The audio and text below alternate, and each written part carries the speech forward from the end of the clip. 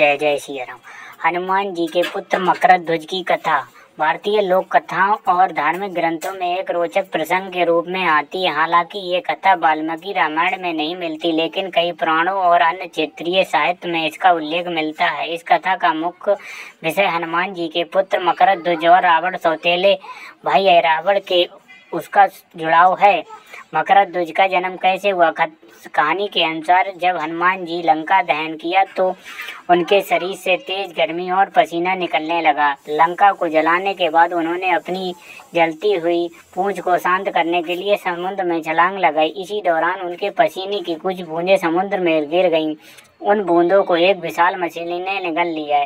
ये मछली बाद में गर्भवती हो गई और उस मकरध्वज का जन्म हुआ। मकरध्वज का शरीर मनुष्य जैसा था, लेकिन उनका चेहरा और कुछ गुण मछली के थे। यही कारण है कि उसे मकरध्वज कहा गया, जिस अर्थ होता है मछली से उत्पन्न हुआ। मकरध्वज और ऐरावत का संबंध। जब मकरध्वज बड़ा हुआ तो वह पाताल लोक के शासक ऐरावत के सेवक बन गया।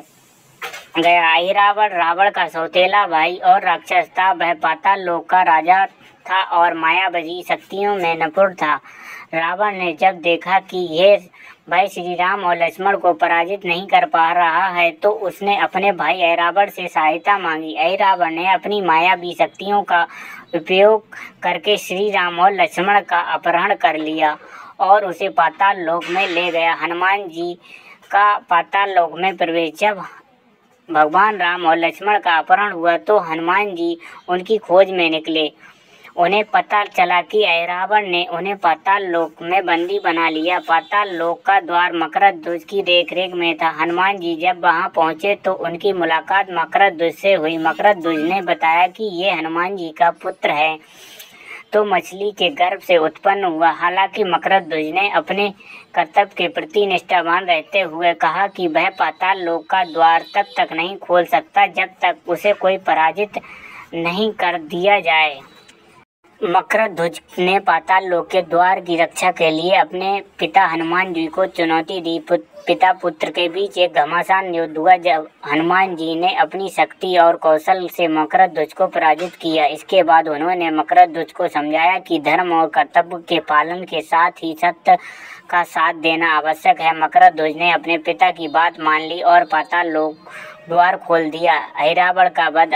पाताल लोक में प्रवेश करने के बाद हनुमान जी ने देखा कि ऐरावत श्री राम और लक्ष्मण की बलि देने की तैयारी कर रहा। उसने एक विशेष यज्ञ आयोजित किया था जिसमें ये दोनों भाइयों की बलि चढ़ाकर अमृत प्राप्त करना चाहता था। हनुमान जी ने अपनी चतुराई और वीरता से ऐरावत का वध कर दिया। भगवान राम और लक्ष्मण को सुरक्षित बाहर ले आए।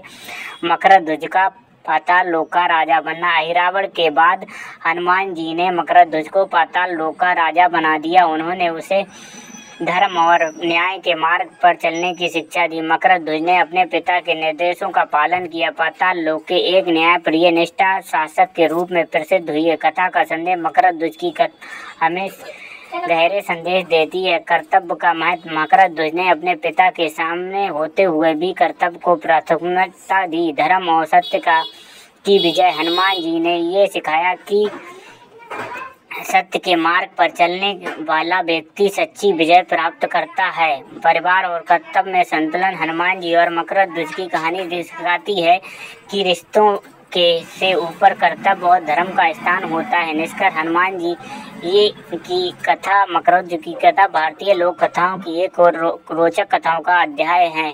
ये हमें अपने कर्तव्य के प्रति निष्ठावान रहते हुए धर्म और मार्ग पर अडिग रहने की प्रेरणा देती है। हनुमान जी के पुत्र के रूप में मकरध्वज का उल्लेख भले ही मुख्य ग्रंथों में नहीं मिलता, लेकिन ये कथा संस्कृति भारतीय संस्कृति लोक कथाओं में गहराई समझाई हुई है। अगर कोई त्रुटि हुई हो तो गलती हो क्षमा करना और लाइक सब्सक्राइब अच्छी लगी हो कहानी।